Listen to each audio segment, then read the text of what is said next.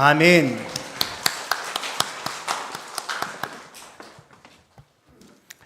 인사 함께 나누십시다. 하나님은 당신을 사랑하십니다.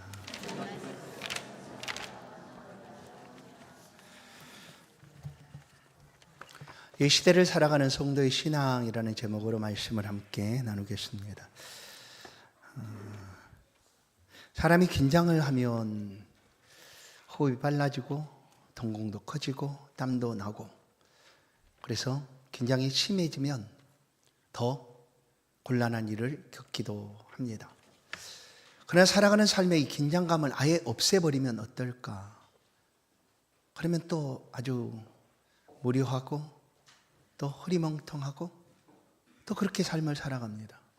적절한 긴장감은 삶에 꼭 필요하다라는 것을 우리는 모두 다 느낍니다. 긴장감 없는 경기를 보면 재미가 하나도 없습니다. 최근에 그야말로 긴장감을 가지고 보았던 경기가 하나 있습니다. 물론 한일전은 무조건 긴장감이 있죠. 최근에 본 경기는 WBC 야구 경기였습니다. 우리나라가 예선에서 이제 8강전으로 들어가느냐 마느냐 하는 그런 경기였죠. 호주와의 경기였는데 우리나라는 8강에 들어가기 위해서 반드시 이겨야 하는 경기입니다. 지면 끝나는 거고 이기면 올라가는데, 이겨도 이렇게 이겨야 하는 경우의 수가 있습니다. 이기되 5점 차 이상으로 이겨야 한다.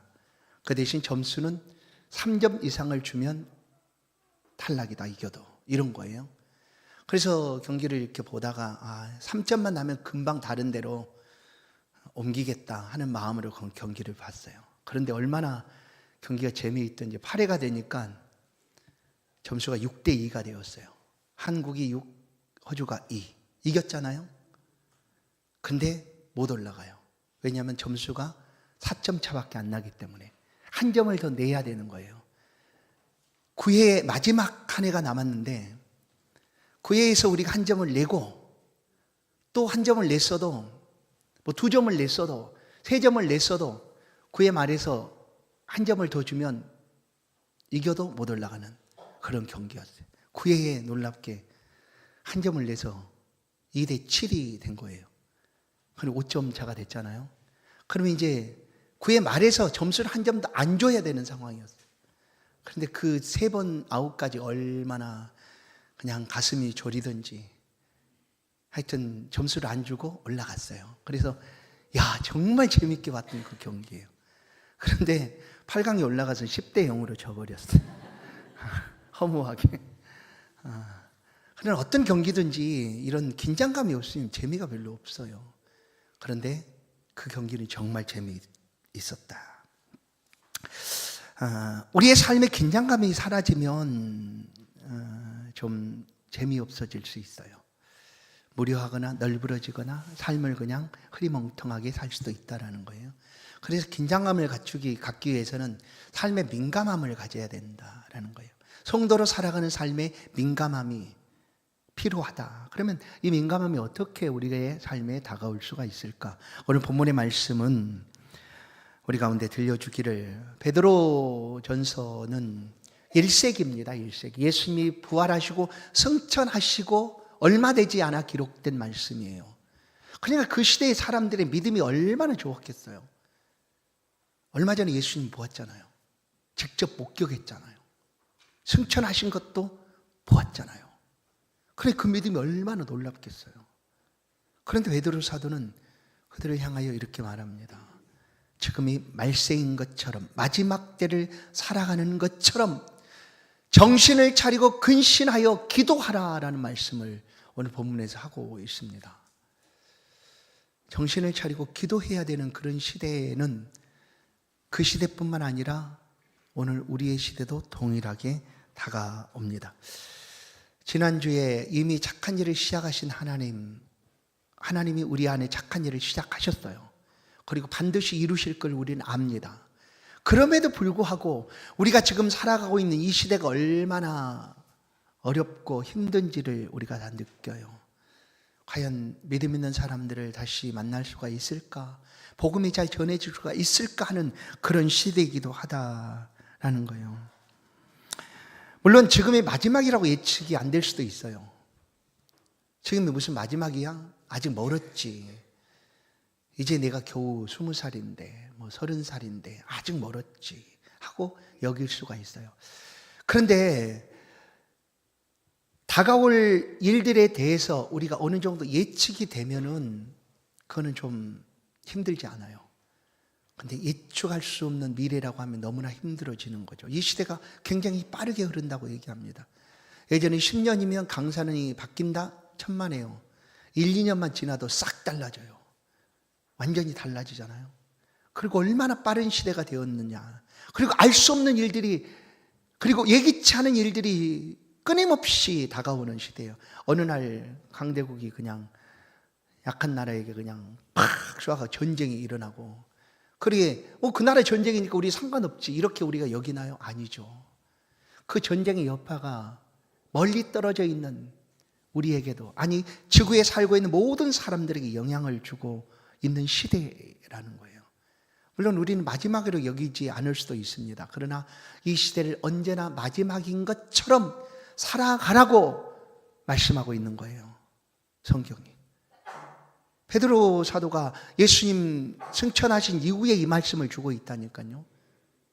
어떻게 살아가야 되는가? 정신을 차리며 근신하며 살아가라. 이것이 긴장을 갖고 살아가라는 뜻과도 같습니다. 삶의 긴장감을 가지고 살아야 한다라는 거예요. 정신을 차릴 때 우리는 우리의 삶을 더 집중할 수 있고 또 바르게 살아갈 수가 있습니다. 우리는 운동선수는 아닐지라도 운동선수, 특별히 기록을 다루는 운동선수들을 보면 긴장을 참 많이 합니다. 출발선에 서기 전에까지 얼마나 긴장을 하는가, 그 긴장감을 조금이라도 좀 줄여보기 위해서 애를 쓰는 모습들을 볼 수가 있습니다. 막 커다란 헤드폰을 두고 수건을 뒤집어 쓰고 막 왔다 갔다 한다든지 아니면 가만히 있다든지 하는 거죠. 우상혁 선수도 막 탁탁 쳐보기도 하고 막 치보기도 하고 막 이러잖아요. 근데 가장 놀라운 그 장면을 기억을 합니다. 격투기 선수들이에요. 격투기 선수들이 링에 딱 올라오면 코치가 이제 올라오기 전에 하든지 어떻게 합니까? 딱 서 있는 선수를 뺨을 그냥 타닥 칩니다. 얼마나 세게 치는지 몰라요. 그렇게 치더라고. 긴장 풀라는 얘기고, 너무 또 긴장을 빼버리면 안 되니까 정신을 차리라는 거죠. 사실 우리의 모든 삶에 이런 긴장감이 있어야 된다라는 거예요. 선수는 아닐지라도 그 긴장감을 통해서 우리가 삶을 살아가는데, 이 시대가 참 어렵고 힘들다고 말하는데 우리는 그 시대 속에서 이 시대를 따라가는 사람이 아니라 믿음으로 성도의 삶을 살아가는 사람들이기 때문에 두 배로 힘들 수 있어요. 시대를 살펴야 되기도 하고 그 속에서 믿음을 가진 성도의 삶을 살아가야 되는 일이기 때문에 참 힘들기도 하겠죠.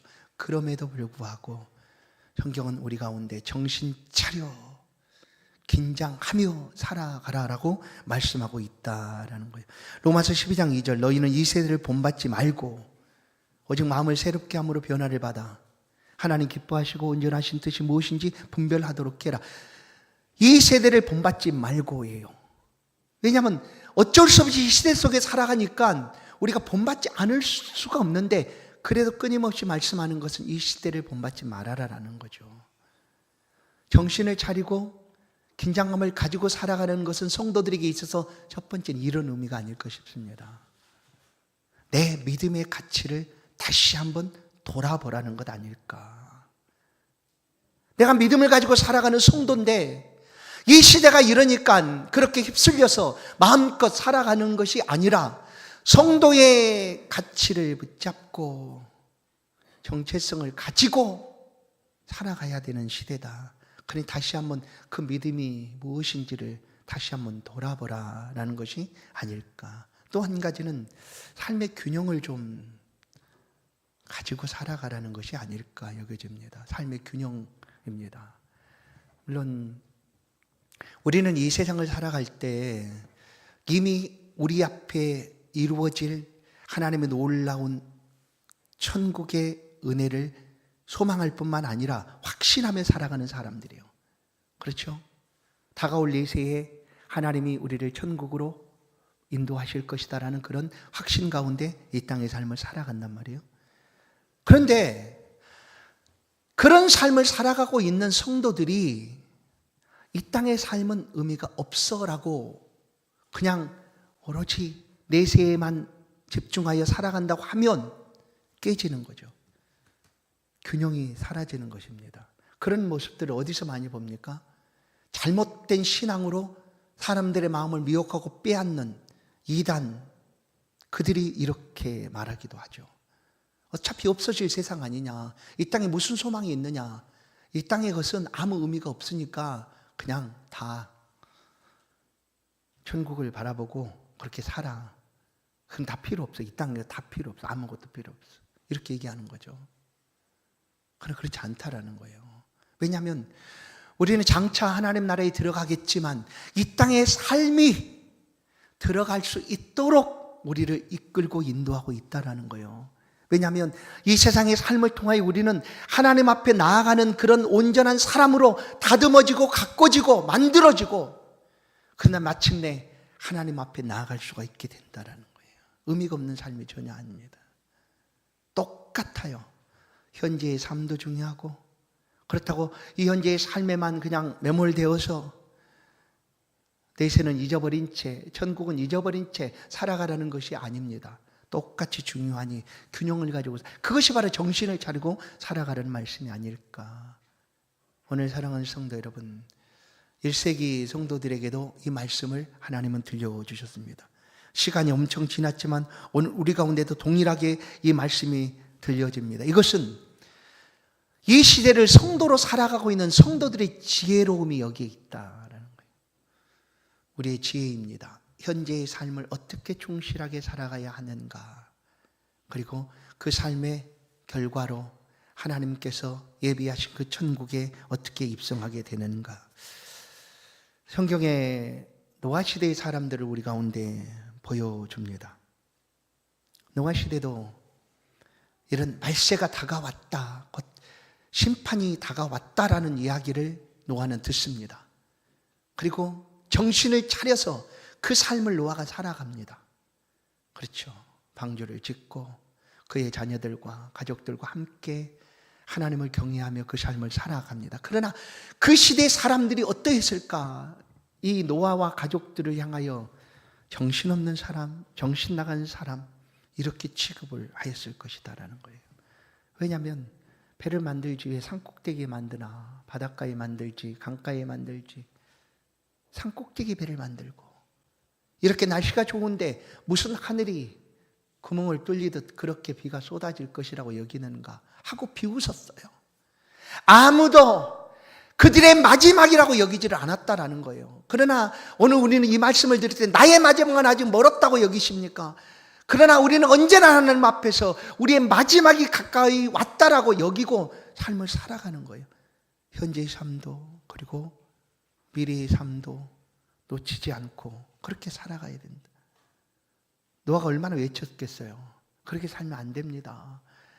곧 하나님의 심판이 다가옵니다. 물로 심판하시겠다고 하셨는데 정신을 차려서 삶을 바꾸시고 하나님을 섬기며 살아갑시다 했어도 그들은 듣지 않았습니다. 지금 삶이 너무나 중요했기 때문에, 지금 아주 살아가는데 불편함이 없고 너무나 좋으니까 원하는 것 마음대로 할 수 있는 그런 삶을 살고 있는데, 누가 아직 다가오지도 않는 그 날들을 준비하겠다고 하겠어요? 노아 시대 사람들이 그러했다라는 거예요. 그러나 그들은 긴장하지 않는 그 삶에, 긴장하지 않으면 어떻게 할까요? 누군가가 이렇게 얘기합니다. 맥이 풀렸다, 정신줄을 놓았다. 그게 바로 긴장하지 않는 삶의 모습이에요. 그러면 어떻게 될까요? 결국은 노아 시대 사람들처럼 맥이 풀리고 그리고 정신이 놓아버리면 죽음이 다가오죠.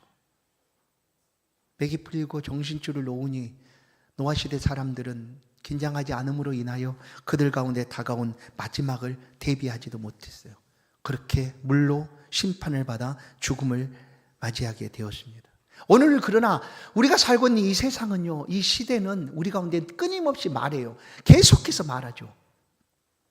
뭐라고 말할까요? 이 시대가 얼마나 좋으냐 이렇게 얘기합니다. 살아가기 얼마나 좋으냐. 맞습니다. 너무나 좋은 시대예요. 종종 이런 생각들 해본다니까요. 예전에 왕들이 이런 것을 먹었을까?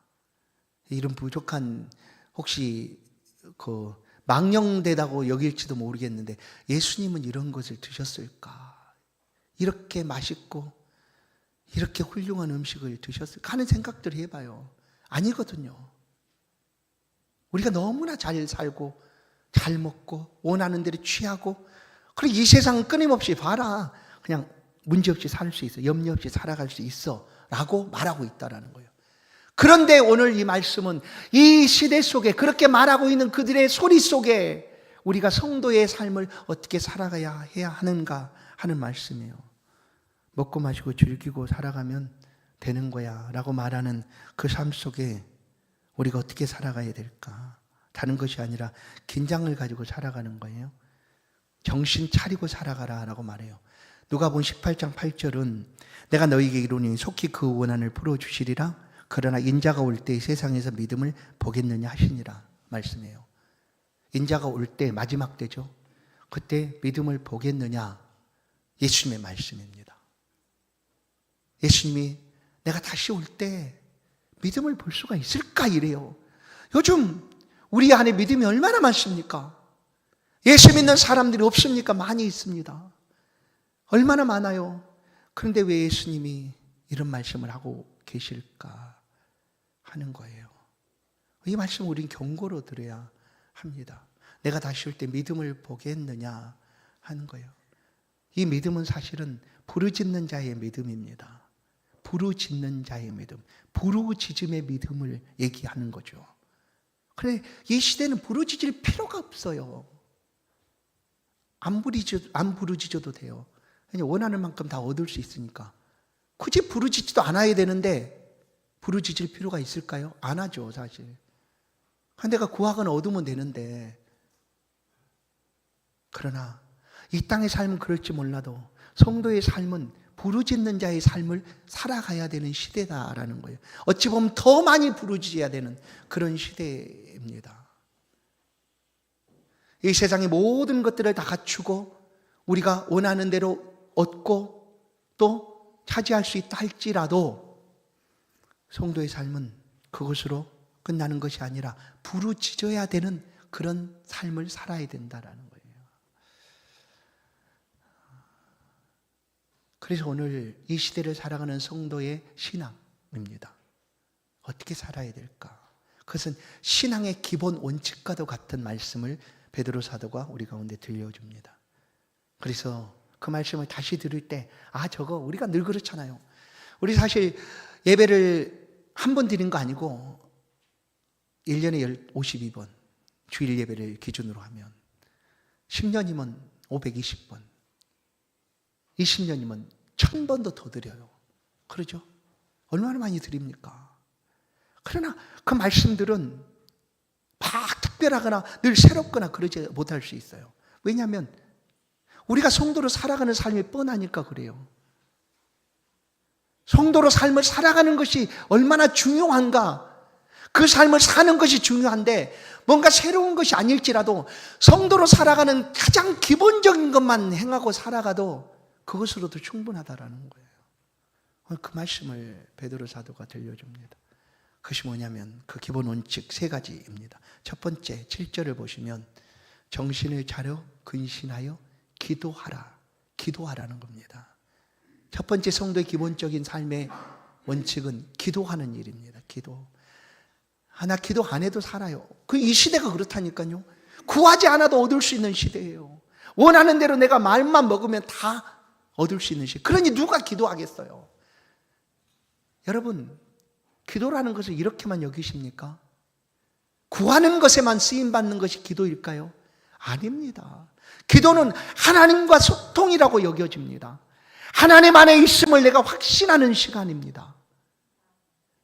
그리고 세상의 소리를 듣지 아니하고 이 시대 속에서도 하나님의 음성을 듣도록 하는 통로가 바로 기도다라는 거예요. 내가 뭔가를 원해서 원하는 것이 필요 없으니까 나는 구할 필요가 없어가 아니라 기도하지 않으면 우리 영이 죽습니다. 죽는다는 것은 정신을 못 차리고 이 세상의 소리에 이끌려서 그냥 휩쓸릴 수밖에 없다라는 거예요. 그러나 기도하는 성도는요, 이 세상의 소리보다 하나님의 소리를 더 귀하게 붙잡고 하나님의 음성을 들을 수 있고 또한 하나님을 위하여 삶을 살아갈 수가 있습니다. 그래서 기도하라고 얘기하는, 이것이 바로 성도가 살아가는 삶의 원칙이기도 합니다. 가장 중요하죠. 기도예요. 주님이 이 기도를 우리 가운데 말씀하시는 이유는 마지막 때에 부르짖는 자의 믿음, 내가 믿음을 보겠느냐, 많이 있어도 부르짖지는 않아요. 그냥 참 희한한 게, 이게 이제 딜레마죠. 난 예수를 잘 믿어요. 아니, 예수 믿고 생활하는데 기도 안 했는데도 나의 삶은 아무 문제가 없어. 이렇게 되면 심각해집니다. 이렇게 되면 그럼 기도할 필요가 없다고 생각해요. 기도 안 해도 별 문제가 없으니까. 그러면 내가 다시 올 때 믿음을 보겠느냐, 이 부르짖는 믿음이 사라지고 없어지는 거예요. 이 시대는 점점 더 그렇게 만들어 갑니다. 굳이 그럴 필요 있느냐, 그냥 좋게 좋게 사는 거지, 이렇게 속삭입니다. 그러나 과감하게 하나님의 음성 앞에 우리의 귀를 기울여야 돼요. 그리고 우리 영이 살아 소통할 수 있도록 기도의 자리에 나와야 돼요. 억지로라도 우리의 신앙의 삶을 그렇게 바꿔가야 되는 거예요. 그것이 바로 성도의 삶의 원칙입니다. 두 번째 8절이에요. 다 아는 거죠. 뭘까요? 사랑하라입니다. 사랑하라. 두 번째 성도의 삶의 원칙. 이 시대를 살아가는 성도의 삶은 사랑하라. 이 시대 사랑이 얼마나 많을까요? 사랑 못 보셨나요? 사랑이 많잖아요. 많이 사랑해요. 뭐예요? 나를 위한 사랑이 너무나 많아요. 차고 넘쳐나요. 나를 위한 자기에는 넘쳐납니다. 얼마나 사랑하는지, 끔찍이 아끼는지 모릅니다. 그러나 이 사랑이 흘러가지 못합니다. 거기에만 머무르죠. 그러나 예수님은 이 사랑이 흘러가도록 말씀하고 있는 거예요. 여러분, 율법의 핵심은 뭘까요? 사랑입니다. 사랑. 그리고 예수님은 로마서에서 사랑은 율법의 완성이다라고 말씀하셨어요. 그리고 율법을 두 가지로 압축해서 하신 말씀이 뭐예요? 하나님을 사랑하고 내 이웃을 내 몸처럼 사랑하라 라고 얘기하는 거잖아요. 그게 율법이잖아요. 율법의 사랑이 가득 차 있어요. 하나님의 사랑도 있고 그 사랑을 이웃에게 흘러가게 해라는 사랑도 계명으로 있단 말이에요. 그런데 예수님께서 오셔서 내가 새 계명을 너희에게 주노니 라고 얘기하는 거예요. 요한복음 13장 34절을 보시면 34절, 새 계명을 너희에게 주노니 서로 사랑하라. 내가 너희를 사랑한 것 같이 너희도 서로 사랑하라는 거예요. 아니 뭐 이게 새 계명, 여러분 새 계명처럼 여겨지나요? 이미 사랑 계명이 있는데 어찌 예수님 이것을 새 계명이라고 말씀하실까? 잘 보세요. 새 계명을 너희에게 주노니 서로 사랑하라요. 사랑이 흘러가야 된다는 거예요. 그러나 이 시대 사랑 가득 차도 그 사랑이 내 안에만 머물러 있습니다. 내 안에 나를 사랑함만, 나를 위하여 사랑하는 것만이 가득 차 있을 뿐 그 사랑이 흘러가지를 못합니다. 예수님의 사랑은 우리 가운데 흘러 넘쳤습니다. 오셔서 구별하지 않고 가리지 않고 모든 사람을 사랑해 주셨습니다. 죄인도 세리도 창기도 다 사랑해 주셨습니다. 그 사랑으로 사랑하는 것이 새 사랑이, 새 계명이다라고 말씀하는 거예요. 내가 너희를 사랑한 것 같이 너희도 서로 사랑하라라는 거예요. 성도들을 통하여 이 사랑이 흘러가기를 원하시는 거죠. 그것이 바로 성도가 살아가는 삶의 원칙이 아닐까. 그래서 성도들이 살아가는 삶의 자리는요, 사랑이 있습니다. 사랑이 넘쳐나요. 사랑이 있어요. 나를 사랑하는 사랑에서 멈추지 않고 그 사랑이 흘러가는 그런 사랑을 성도들의 삶을 통하여 볼 수가 있다라는 거예요. 오늘 말씀 속에 말씀은 이렇게 하면 그 사랑은 허다한 죄까지 덮는다고 말씀해요. 얼마나 놀랍습니까? 사랑이 흘러가는 그 사랑을 통하여 허다한 죄를 덮는다. 그건 죄를 용인하고 묵인하고 인정하라는 의미가 아니라, 죄 지은 사람 마음이, 여러분 사실 잘못하고 하면 그 마음이 본인도 너무 아프잖아요. 그렇지 않나요? 뭐 양심이 죽어버린 사람이 어찌할 수 없겠지만, 그렇지 않은 대부분의 사람들은 자기가 잘못하고 죄를 짓고 하면 마음이 애통하잖아요. 아프잖아요. 근데 그 아픈 마음이 어떻게 합니까? 다른 사람이 그를 더 공격합니다. 그러니 상처받고 또 낙심하고 찢어지죠. 어느 날 예수님 앞에 현장에서 붙잡힌 죄인을 데려왔습니다. 그것도 간음 중에 잡힌 여인이죠. 얼마나 창피하겠어요. 부끄럽겠어요. 그 부끄러움 뭐 어찌다 말할 수 있겠어요. 그러나 율법대로 그 여인은 현장에서 붙잡혔기 때문에 돌을 들어 칠 수밖에 없는 그런 상황이 됐습니다. 예수님 이 여인 현장에 붙잡혔으니 예수님도 율법을 지키는 사람이니 여인을 치셔야죠. 이 죄인이 현장에서 붙잡혔으니, 그때 예수님이 죄 없는 자가 먼저 돌로 쳐라 하심으로 그 시간을 벗어나죠. 모두 다 돌을 놓고 떠났죠. 이때 그 장면을 저는 생각해 봅니다. 참 그래도 양심 있는 사람들이 아니었을까 다들. 그들의 양심에 너희 중에 죄 없는 자가 먼저 치라 했을 때, 그래 나 죄가 없지 하고 막 요즘 같으면 사람들이 쳤지 않았을까. 그런데 그 시선은 다 돌을 놓고 돌아갔어요. 그래 예수님이 나도 너를 정죄하지 않는다 하고 그 죄인을, 그 죄 지은 여인을 용서해 주셨어요. 그리고 하신 말씀이 다시는 죄 짓지 말아라 하는 거예요. 뭐예요? 예수님의 사랑으로 그 여인을 용서해 주신 거죠. 그 마음의 상처, 어찌할 수 없는 그 마음까지도 예수님이 보듬어 주시고 위로해 주셨다라고 여기. 그것이 바로 사랑은 허다한 죄를 덮느니라예요. 그게 사랑입니다. 성도가 살아가는 이 시대를 살아가는 삶의 방식은 사랑함입니다.